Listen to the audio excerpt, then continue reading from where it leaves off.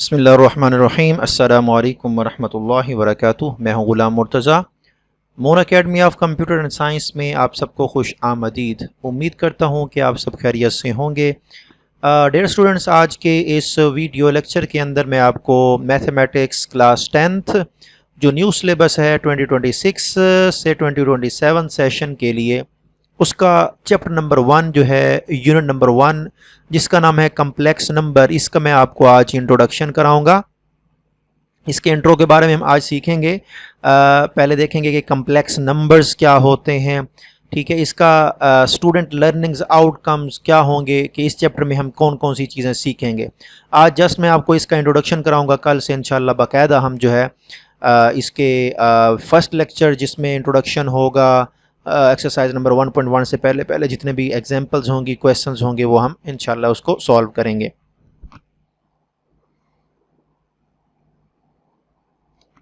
तो सबसे पहले आप देख सकते हैं, after completing this unit the students will be able to identify complex numbers. Complex numbers को आइडेंटिफाई कर सकेंगे कि कम्प्लेक्स नंबर्स क्या होते हैं, उसको हमने कैसे देखना है कि कौन सा नंबर कम्प्लेक्स नंबर है, कौन सा नहीं है। उसके बाद हम देखेंगे कम्प्लेक्स कॉन्जुगेट क्या होता है, कि हम कोई भी कम्प्लेक्स नंबर दिया गया उसका कॉन्जुगेट कैसे निकालेंगे। तो यहाँ पर मैं आपको वाज़ेह कर देना चाहता हूँ। फ़र्ज़ कर लें मेरे पास कम्प्लेक्स नंबर है, वैसे हम कम्प्लेक्स नंबर को जी से शो करते हैं और इसकी मुख्तलिफ फॉर्म है एक्स प्लस वाई आयोटा या आयोटा वाई, इसकी फॉर्म में हम इसको लिखते हैं, ठीक है। अब ये एक कम्प्लेक्स नंबर है, ठीक है। तो हमने इसको आइडेंटिफाई करना है, ये कम्प्लेक्स नंबर है, इसमें कौन कौन से पार्ट्स हैं। जैसे ये हमारे पास एक्स है जिसमें आयोटा नहीं लिखा हुआ, तो इसको हम कहते हैं रियल पार्ट। क्या कहते हैं? रियल पार्ट, यानी हकीकी हिस्सा। और ये दूसरा मेरे पास है जिसके साथ आयोटा लिखा हुआ है, इसको हम कहते हैं इमेजिनरी पार्ट। क्या कहते हैं? Imaginary part.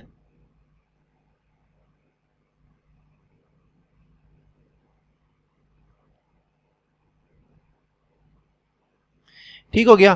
तो ये कम्प्लेक्स नंबर होता है, ये इसका रियल पार्ट होता है जिसके साथ आयोटा नहीं लिखा होता, और जिसके साथ आयोटा लिखा होता है उसको हम कहते हैं इमेजिनरी पार्ट। अब आयोटा की वैल्यू क्या होती है ये हम इंशाल्लाह आगे पढ़ेंगे, लेकिन मैं आपको बस इंट्रोडक्शन करा रहा हूँ कि इस चैप्टर में हमने क्या क्या पढ़ना है। तो आयोटा की जो वैल्यू होती है वो स्क्वायर रूट के अंदर -1 होता है, ठीक है। अगर हम इसके दोनों तरफ स्क्वायर ले लें स्क्वायर रूट को ख़त्म करने के लिए, तो यहाँ पर लेफ्ट साइड पे आ जाएगा iota square is equal to -1। तो ये जो iota square is equal to -1 है, इसको जब हम क्वेश्चन जब हम सॉल्व करेंगे तो ये चीज़ हमें वहाँ पे काम आएगी कि आयोटा की स्क्वायर की वैल्यू क्या है, -1। तो इस चीज़ को हम क्या करेंगे, डिस्कस करेंगे उधर। तो ये हो गया हमारे पास कम्प्लेक्स नंबर, इसको मैंने थोड़ा सा आपको बता दिया, ये रियल पार्ट है। इसको उर्दू में हम क्या कहेंगे, हकीकी हिस्सा। क्या कहेंगे? हकीकी हिस्सा। तो मैं यहाँ पे लिख देता हूँ ताकि जो उर्दू वाले स्टूडेंट हैं उनको भी फ़ायदा हो। हकीकी हिस्सा ये इमेजिनरी पार्ट है, इसको हम तसव्वुराती या ख़यालाती हिस्सा कहते हैं। क्या कहते हैं? तसव्वुराती या ख़यालाती। तसव्वुराती या ख़यालाती हिस्सा, ठीक है। तसव्वुराती या ख़यालाती हिस्सा कहते हैं, ठीक हो गया। इसके बाद कम्प्लेक्स नंबर्स के बाद है कम्प्लेक्स कॉन्जुगेट। अब इसका हम कॉन्जुगेट कैसे निकालते हैं? जैसे मेरे पास ये z is equal to x plus iota था, तो मैं यहाँ लिखता हूँ z is equal to x plus iota y, ठीक है।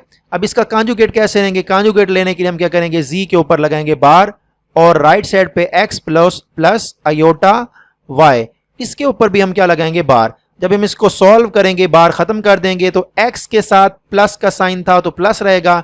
अब जो अयोटा वाई जो तसव्वुराती हिस्सा था, ख़यालाती हिस्सा था, उसके साथ जो साइन है प्लस का है तो माइनस कर देंगे, माइनस का है तो प्लस कर दें। अब क्योंकि यहाँ पर प्लस का है तो मैं क्या लिखूंगा, माइनस अयोटा वाई।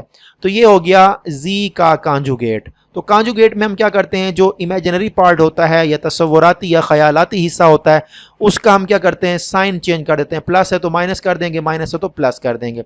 तो ये हो गया कॉन्जुगेट, कम्प्लेक्स का कॉन्जुगेट हो गया। इसके बाद हम आते हैं एब्सोल्यूट वैल्यू और modulus of a complex number. ये तीसरी चीज है जो हमने यहाँ पे डिस्कस करनी है। तो मॉडुलस कैसे निकालते हैं या इसकी एब्सोल्यूट वैल्यू कैसे निकालते हैं। जैसे अब हमारे पास यहाँ पर क्या दिया गया है, z is equal to x plus iota y. तो इसको हम क्या लिखेंगे, z लिखेंगे और इसके राइट और लेफ्ट पे हम क्या करेंगे, वर्टिकल बार लगा देंगे, इक्वल को साइन डालेंगे और स्क्वायर रूट के अंदर हम क्या लिखेंगे, क्योंकि ये हकीकी हिस्सा था x, अब इसका हम यहां क्या लिख देंगे, x का स्क्वायर, x स्क्वायर प्लस, अब अयोटा y था इसकी जगह पे क्या लिख देंगे, प्लस y स्क्वायर। तो ये क्या आएगा, स्क्वायर रूट के अंदर आ गया हमारे पास। तो ये हमारे पास हो गया इसका modulus of a complex number या एब्सोल्यूट वैल्यू। ठीक हो गया।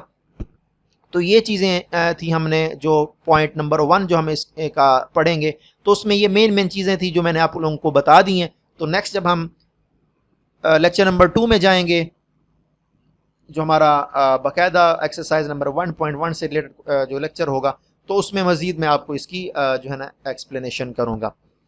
उसके बाद हमारे पास क्या है जी, नंबर 2 पे है, नंबर 2 पे है apply algebraic properties, algebraic properties and perform basic operations on complex number. ठीक है, अलजेब्रिक प्रॉपर्टीज कौन कौन सी हैं, ठीक है, वो हम देखेंगे इसके अंदर, और basic operation on complex numbers वो भी हम इसके अंदर क्या करेंगे, देखेंगे।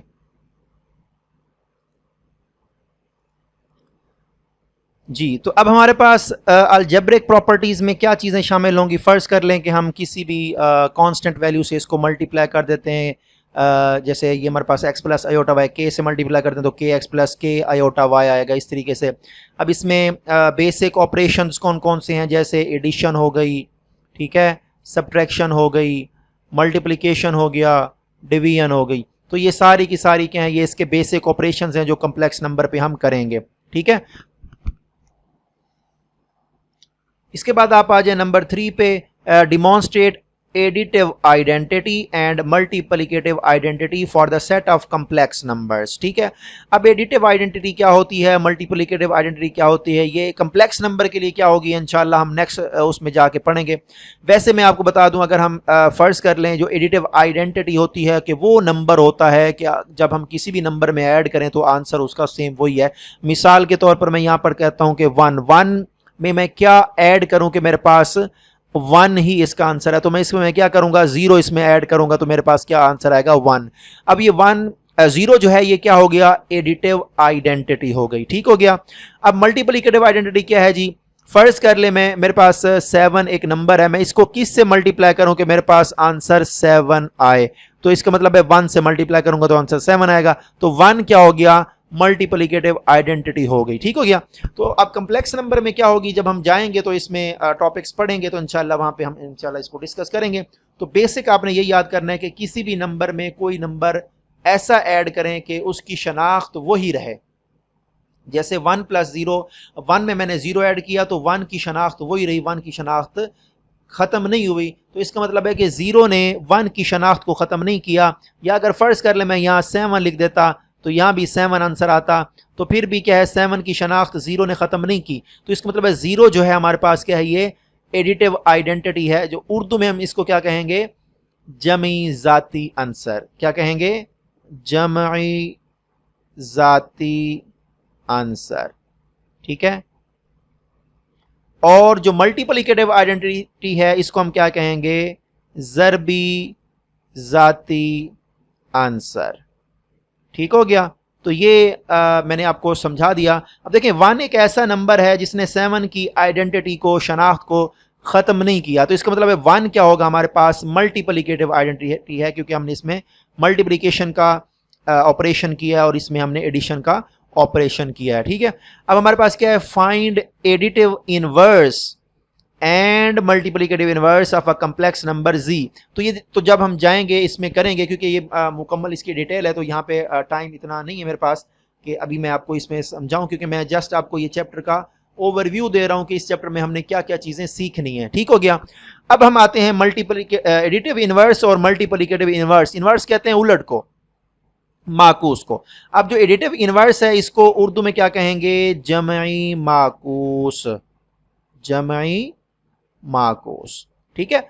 अब जमी माकूस क्या होता है, उसमें हम साइन चेंज करते हैं। फर्ज कर ले मेरे पास है यहाँ पे 8, अब इसका जमी माकूस क्या होगा -8, क्या होगा -8। इसका जस्ट आपने साइन चेंज कर देना है। जब हम इन दोनों को ऐड करते हैं तो इनका आंसर क्या आता है, 0 आता है। ठीक हो गया। इसके बाद हो गया ज़रबी माकूस या मल्टीप्लिकेटिव इनवर्स। ज़रबी माकूस या मल्टीप्लिकेटिव इनवर्स। अब ज़रबी माकूस फर्ज कर लें जैसे ये 8 था, अब 8 के बटे में क्या है, 1 है, लिखा नहीं जाता, तो इसका मल्टीप्लिकेटिव इनवर्स क्या आ जाएगा, 1/8। यानी आपने उसके बटे को उलट देना है। ठीक है। अब इसके 8 के बटे में क्या था, 1 था, तो 1 को हम ऊपर ले आए। इसी तरीके से एक और एग्जांपल देखते हैं, 7/8 है। अब इसका मल्टीप्लिकेटिव इनवर्स क्या होगा, 8/7 होगा। क्या होगा, 8/7। ठीक हो गया। तो ये होता है जमी माकूस या ज़रबी माकूस, multiplicative inverse and additive inverse. ठीक हो गया। आप कंप्लेक्स नंबर का कैसे निकालेंगे, जब हम इन टॉपिक्स पे जाएंगे तो इंशाल्लाह हम इन 2 पॉइंट्स को देखेंगे। ठीक है। ये वाले 2 पॉइंट्स वहां जाके हम देखेंगे। अभी मैंने आपको जस्ट आपके कॉन्सेप्ट क्लियर करने के लिए कि जमी जाती आंसर क्या होता है, ज़रबी जाती आंसर क्या होता है, जमी माकूस क्या होता है, ज़रबी माकूस क्या होता है, इसको हम नेक्स्ट इंशाल्लाह जाके उसमें देखेंगे। आगे demonstrate the following properties of a complex numbers. अब ये कम्प्लेक्स नंबर्स की कुछ प्रॉपर्टीज हैं, इनको हम देखेंगे। अब फर्ज कर लें, अब देखें ये मॉडुलस है। ठीक है, जी का मॉडुलस माइनस जी का मॉडुलस। अब फर्ज कर लें हमारे पास एक कम्प्लेक्स नंबर है, उसका हमने नेगेटिव लिया, फिर दोनों का मॉडुलस या उसका मॉड लिया या एब्सोल्यूट वैल्यू ली, तो उसका आंसर हमारे पास क्या आया, सेम आया, क्योंकि इक्वल का साइन डाला हुआ है। ठीक है।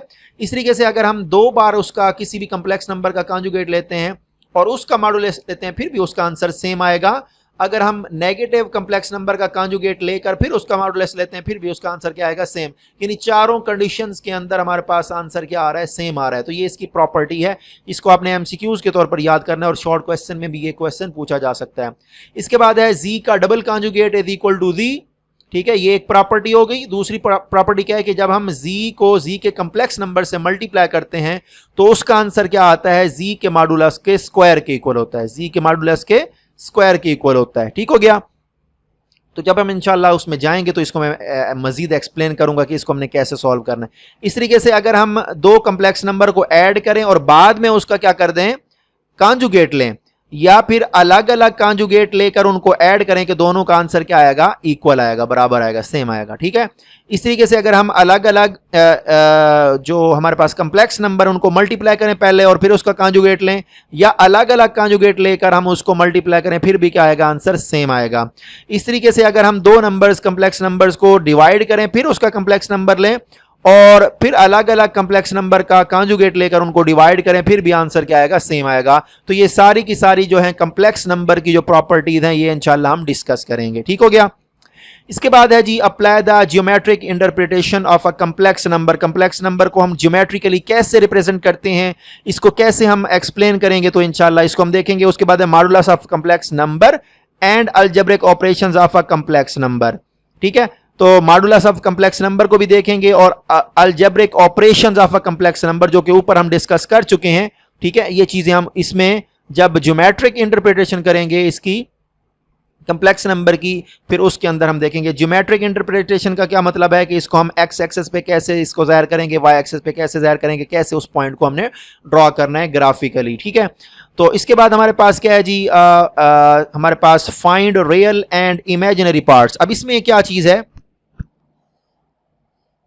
इसको आपने समझना है कि हमारे पास इस टाइप का कोई क्वेश्चन होगा, इस टाइप का कोई क्वेश्चन होगा, या इस टाइप का कोई क्वेश्चन होगा जिसमें जो नीचे वाला जो कम्प्लेक्स नंबर है नॉट इक्वल टू 0, 0 के इक्वल नहीं होगा, where n is equal to +-1 and n is equal to +-2। यानी या तो n की वैल्यू क्या होगी, -1 होगी, या +1 होगी, या -2 होगी, या +2 होगी। ठीक है। यानी मैक्सिमम पावर 2 तक हम जाएंगे, तो हम उसको सॉल्व करेंगे, फिर उसका रियल और इमेजिनरी पार्ट जो है ना वो अलग अलग करेंगे। अब यहां पर मैं एक छोटी सी एग्जांपल देता हूं आपको समझाने के लिए, ताकि आपको समझ आ जाए। जैसे यहां पर लिखा हुआ है x + i की पावर n है। ठीक हो गया।